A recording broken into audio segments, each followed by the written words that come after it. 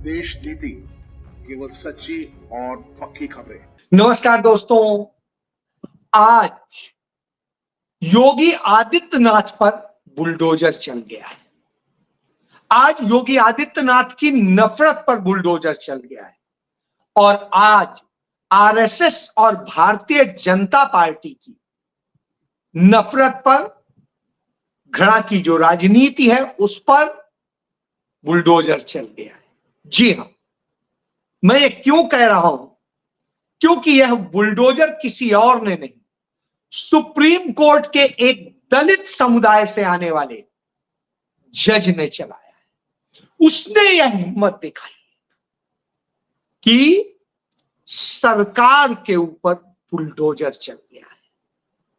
यह बुलडोजर कैसे चला है मैं इसकी बताता हूं। इस समय केरल में मीटिंग चल रही है आरएसएस की और उस मीटिंग में प्लानिंग की जा रही है कि कैसे नफरत की राजनीति को आगे बढ़ाना है, किस तरीके से नफरत को हर जगह, कहीं गौ हत्या के नाम पर, कहीं गौ मांस के नाम पर, कहीं पर खान पान के नाम पर, कहीं पर जो विवाह होता है अंतरधार्मिक विवाह है उनको लेकर के, और कहीं उसे लव जिहाद ये कहते हैं, और इसके अलावा कहीं पर हिंदू खतरे में, कहीं भारत खतरे में है, पाकिस्तान घुस आएगा, बांग्लादेश घुस आएगा, इस तरह के खतरों पर,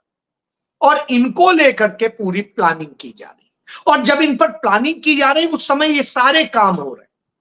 आप याद करिए, 2 दिन हुए, अभी हरियाणा के चरखी दादरी में 2 मजदूरों पे जो बिहार से आते थे उन पर यह आरोप लगा के कि वो गौ मांस खाते हैं, यह आरोप लगा के उनको इतना पीटा कि उनमें एक मर गया, एक गंभीर रूप से घायल। आप याद करिए, अभी महाराष्ट्र में जब ट्रेन से एक मुस्लिम शख्स, बुजुर्ग जिसे कहेंगे 75 साल के, वो जा रहे थे अपनी बेटी के यहां और उसके खाने के लिए वो मीट लेके जा रहे, तब ट्रेन में उनके साथ लिंचिंग होती है और कहा जाता है कि ये तो वो लेके जा रहे हैं, ये गौमांस है।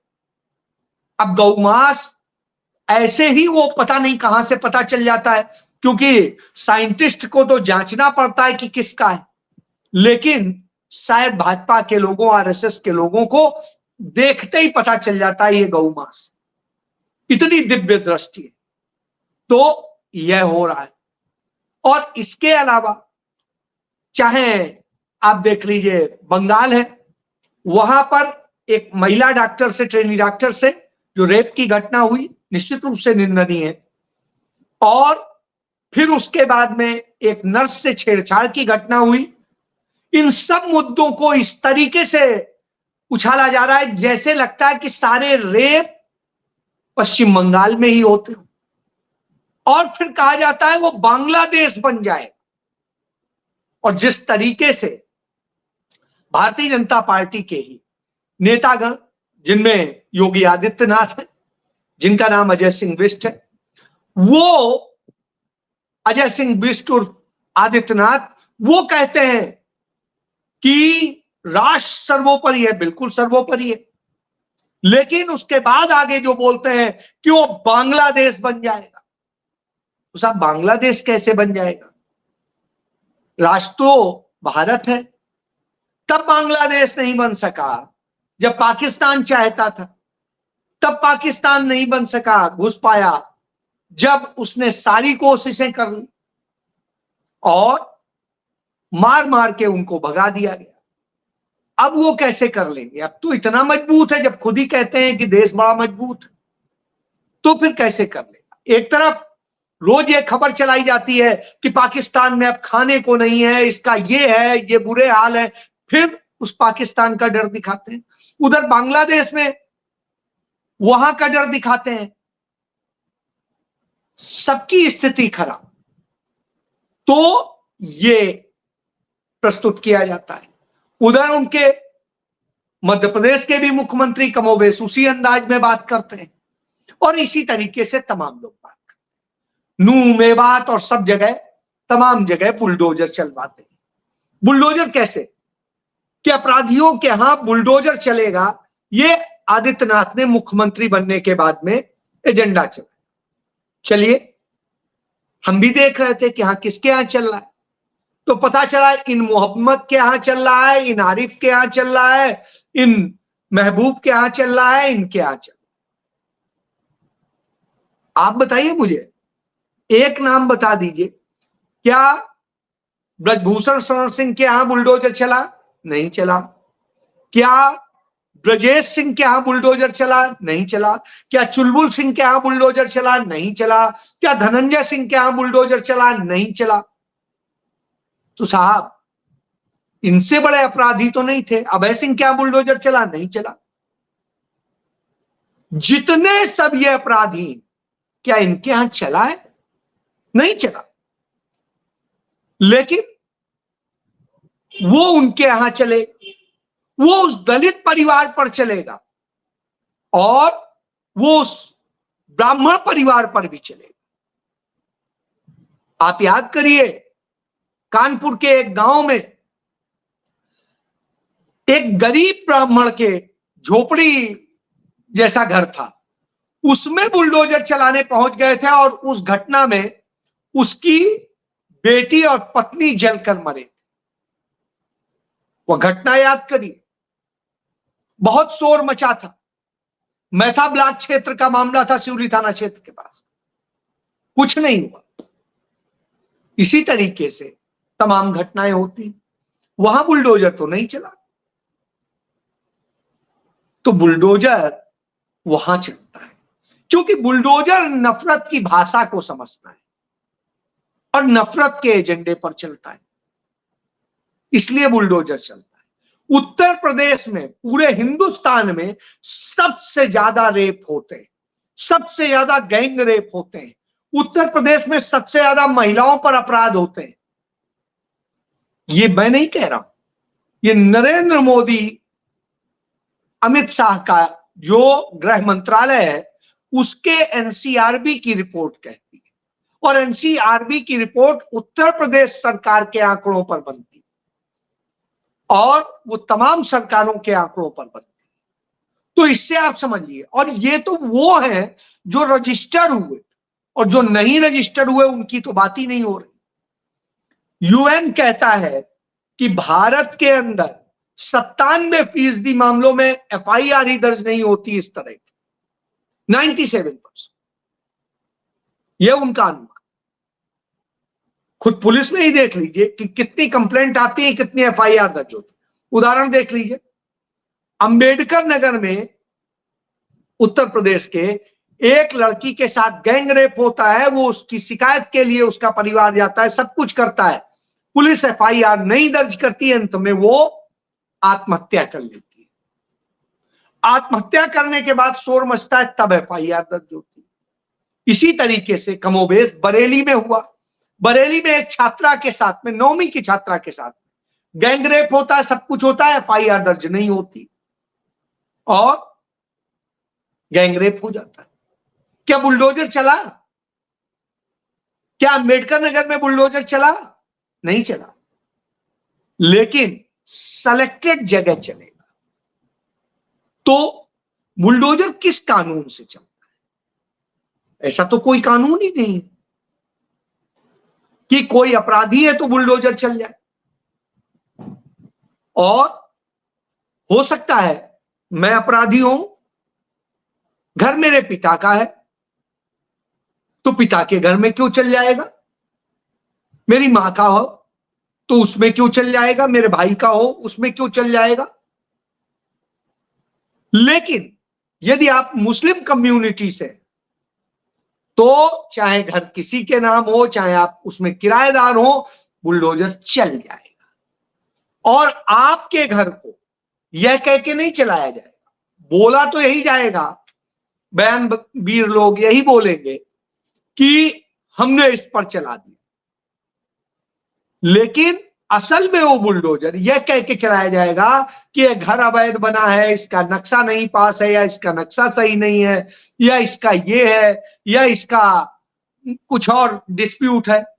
अरे तो भाई उसके लिए सिविल एक्ट बना है, और जो जैसे भारतीय दंड संहिता है वैसे ही सिविल प्रक्रिया संहिता है, और सिविल प्रक्रिया में पूरा डिफाइन है कि कब बुलडोजर चलेगा कब नहीं चलेगा। उसमें एक प्रोसेस तय है।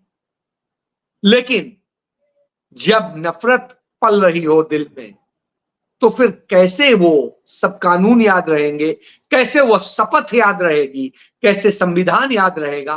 तभी शायद आदित्यनाथ अपनी विधानसभा के भीतर उन लड़कों की जाति बताते हैं।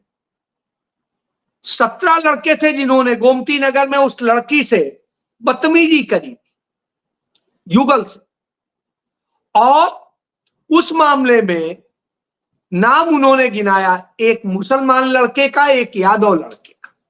लेकिन जो मुख्य अभियुक्त था समसिंग करके था, उसका नाम नहीं लिया। उन बाकी 15 लोगों के नाम नहीं लिए कि वो कौन थे, और ये जिन 2 लड़कों के नाम लिए, असल में ये लड़के तो वो थे जो उसी में ही मना कर रहे थे। तो जब यह नफरत से खेल हो रहा हो, विधानसभा में जाति बताई जा रही हो, तब आप समझ सकते हैं कि कौन सा बुलडोजर चलता है। तो उसी बुलडोजर को आज सुप्रीम कोर्ट ने कैसे रोका है यह समझिए। सुप्रीम कोर्ट में मुस्लिम समुदाय के लोग पहुंचे थे। उन्होंने कहा साहब बुलडोजर तो सिर्फ हमारे लिए बना है। क्यों बना है? क्योंकि ये हमें कभी किसी नाम पे कभी किसी नाम पे। तो जस्टिस BR गवई और जस्टिस विश्वनाथन ने स्पष्ट कर दिया कि बुलडोजर तो चलाया ही नहीं जा सकता है किसी क्राइम के मामले में। क्राइम FIR रजिस्टर होने से तो कोई अपराधी नहीं होता, और यदि वो दोषी भी सिद्ध हो जाए तो भी नहीं चलाया जा सकता। तब भारत सरकार घबरा गई, राज्य सरकार घबरा गई। तो उसने कहा नहीं सर, हम इसलिए नहीं चलाते हैं बुलडोजर, तो इसलिए चलाते हैं क्योंकि घर अवैध होते हैं। तो उनका एक ही घर अवैध होता है। यदि अवैध है तो सारे फिर अवैध होंगे उस लेन में, नहीं है तो फिर कोई नहीं होंगे। नक्शा पास का है तो उस पूरे लेन के देखिए किसके किसके नक्शे नहीं पास है। तो जवाब नहीं। क्यों? उसमें तो अपना नुकसान है।